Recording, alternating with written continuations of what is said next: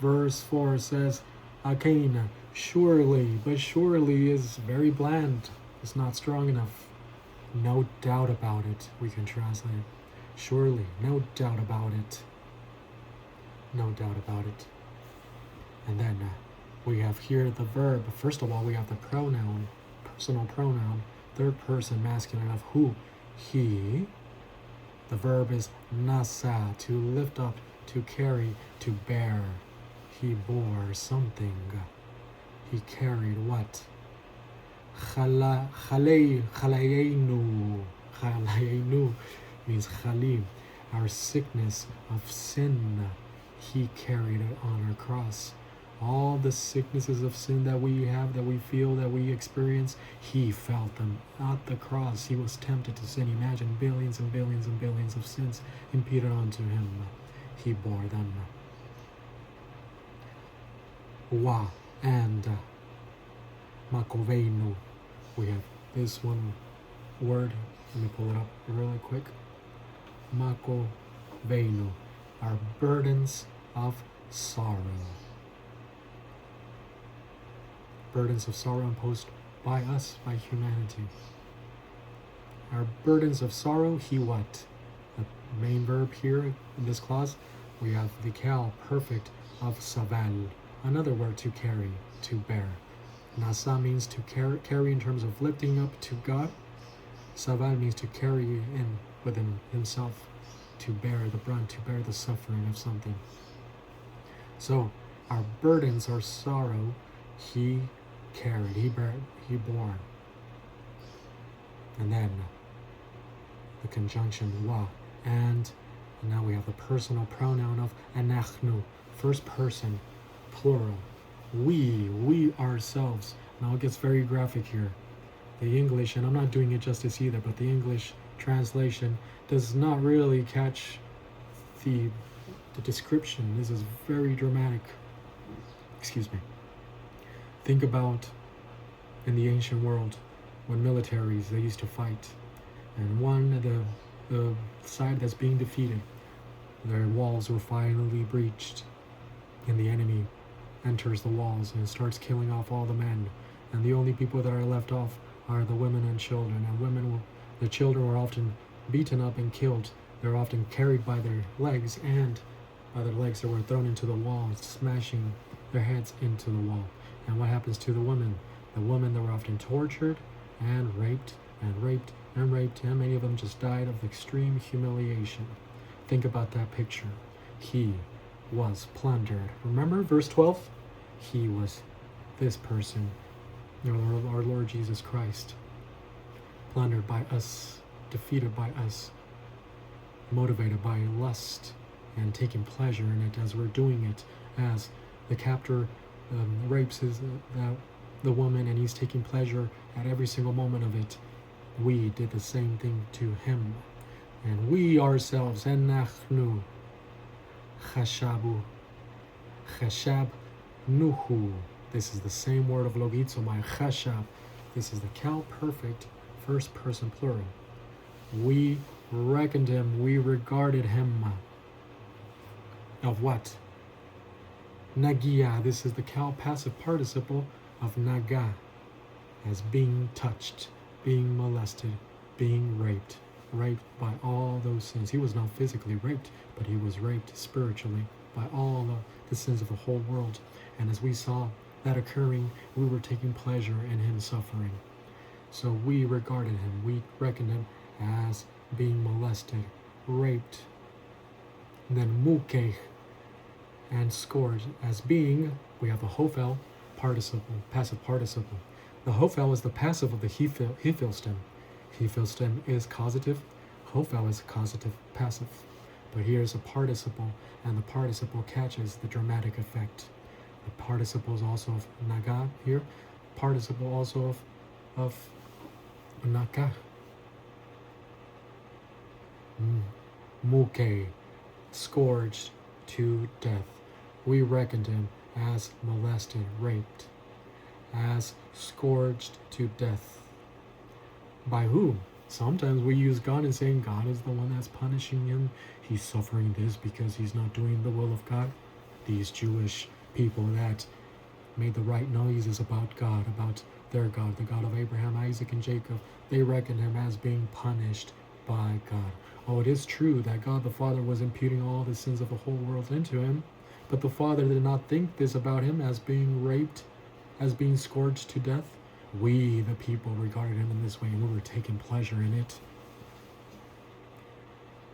We, ourselves, regarded him, reckoned him as raped, molested, as scourged to death,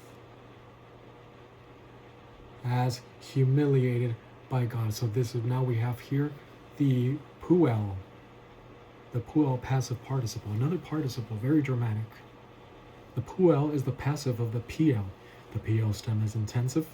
The puel is intensive passive, but it's a participle. This is being afflicted to the point of humiliation, suffering an ignominious death, an ignominious affliction. And this is us doing this to him. We regarded him in this way. Think about that man who's raping the woman, and he's enjoying every second of it as he's torturing, as he's raping. And then the next person comes along, and then the next person comes along and does that as well. Enjoying every moment of it. This is us doing that to him. Another word here, chashav, for logitsomai. He was reckoned, he was considered as one molested, rape, as scourged to death, as afflicted to the point of humiliation by God. And you worry about someone logitsomai something about you, misinterpreting something about you. Oh, I speak for myself as well too. I'm often misinterpreted. I'm always misinterpreted because obviously I have a significant amount of doctrine inside of me. I don't think like the cosmic system most of the time. And so I'm often misinterpreted. People will misinterpret you. All they have to interpret you is their frame of reference under the principle of it takes one to know one. And so if they feel jealous about them, about this and that, they assume that you feel jealous about this and that. If they are hurt by this and that, they assume that you're hurt by this and that. If they feel inferior or insecure about something, they assume that. They ascribe all these things to you. Welcome to the spiritual life, where you're going to be misinterpreted always. Are you going to go out there and explain yourself because someone misinterpreted you? Are you going to have an argument at work and you felt abused, felt like you were not given the right treatment, and you're going to go and tell the first person you can find so that you can give your interpretation of the account? People do this. Something happens and they want to go out and tell the whole world so that the people can hear their version of the story and not allow the other person to give their own version of the story. Who cares? Who is your God? Who vindicates you? He's the one that's in charge of vindicating you. Remember that. And as you're being interpreted one day and the next day and this and that, God is the one that's going to vindicate you. Wait for his vindication. And granted, many of these misinterpretations might have nuggets of truth here and there. You probably did mess up. You committed this sin. You snapped. You reacted. So there might be nuggets of truth here and there. Nevertheless, you continue advancing in the plan of God. You use 1 John 1:9 and understand that God is the one that has forgiven you whatever sin you committed. Just keep advancing in the plan of God. The demon boys often do things to disillusion, to dismotivate you from advancing in the spiritual life. For you are a threat to them if you're advancing in the spiritual life. Let's read our translation, then we'll go on to our passage. We still have to go over our doctrine. So, what does it say? Who has caused to believe our God communicated report? To whom has the arm of the Lord been revealed? He grew up like a tender shoot before his eyes, before the eyes of the Father, and like a root out from the dry ground. All opposition did not stop that root. There was no beauty to him, and there was no glory, no Shekinah glory for us to see or seen in him. And we did not delight in his appearance. We took no delight in his appearance. Being despised and thus rejected by men, he was a man of sufferings and intimately acquainted with our sicknesses, our sickness of grief, our pain.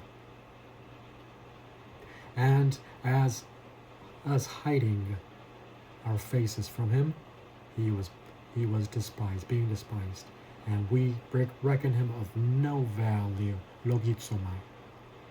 No doubt about it. He lifted our sicknesses of sin.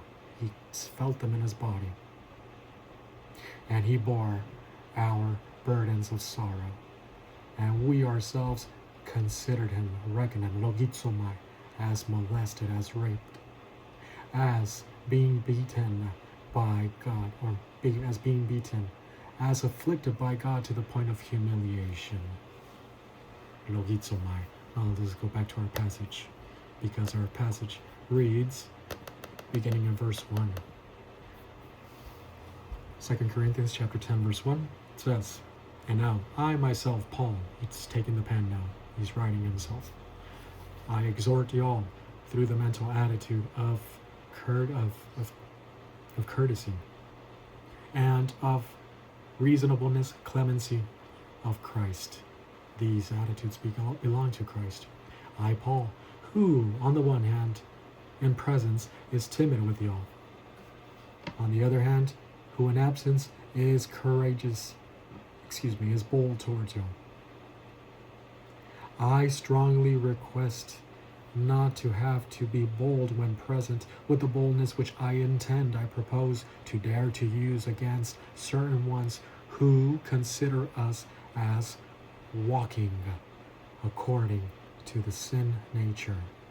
Verse 3, "For you see, though we walk in the flesh, the body, we do not wage war according to the flesh, the sin nature." Now, Paul is extremely relaxed. He understood that our Lord was the one who was logizomai wrongly. Now Paul is logizomai, he's used to it, and he's extremely relaxed. Is he making an issue out of it? Not at all. The only issue that he's making is that he's using it to teach them a doctrine. You see how he does it? Every single time he gets a false accusation and takes advantage of teaching them a doctrine instead of making an issue out of himself. How many times do you make an issue out of yourself? Are you accused falsely? Do you go on and explain yourself? "I did this because, and he said that," and then all that BS that people do when they show up to work the next day and they try to go and explain to the first person they find? What do you care? Who is your God? He vindicates you. And gossiping men, they go on. And men become worse gossips than women because we're not meant to function this way. And there they go, gossiping, saying in their account of the stories. And the women, any little inconvenience, they go and tell. They have to tell someone. They always have to tell someone. Some of the worst snitches you can find. What happened, Daddy? Always telling this person, as a human solution. Obviously, it's a human solution. It's not part of the plan of God. The moment that you use your human solution, you snatch it away from God instead of allowing God to use it. Use the situation to vindicate you. You function with divine power, as we see here. So now, let us go over the doctrine of walking. Why is this? Peripatuntas. Peripatontes. We have the participles here of peripateo. Do I have the doctrine? Oh, I don't. In fact, I do. It's all the way down here, and we're already. Doctrina del caminar. Doctrine of walking. There's also a doctrine of running, but that has to do with your super grace life. You advance so rapidly that you gain momentum extremely fast, and you're on your way to gate 8 of the divine powers here. That has to do with running, but walking has to do with everyone in general. Those who are barely advancing, those who are super grace, they remain inside the divine power sphere. Walking does not always talk about the believer who's positive. It also has to do with the lifestyle of unbelievers, the lifestyle of reversionistic believers.